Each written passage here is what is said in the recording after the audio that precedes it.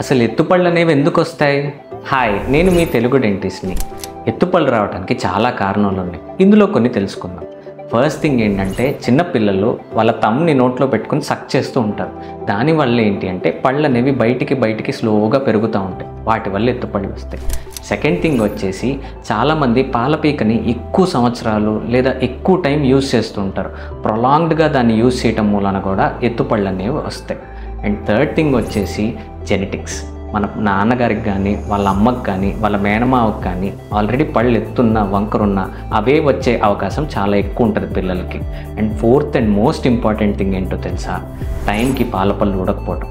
చాలామందికి పాలపళ్ళు ఉండిపోయినాయి అని కూడా తెలియదు. అండ్ అవి ఎప్పుడు ఊడాలో కూడా తెలియదు. వాటి వల్ల ఏంటంటే పర్మనెంట్ టూత్ అనేది ముందుకి కానీ, లోపలికి కానీ, లేదా పక్కకు కానీ వచ్చే అవకాశం చాలా ఎక్కువ ఉంటుంది. దీనివల్ల మొత్తం ఆర్చ్ అంతా అలైన్మెంట్ పోతుంది. సో మరిన్ని తెలుసుకోవాలంటే పార్ట్ 2 కోసం కమెంట్ చేయండి.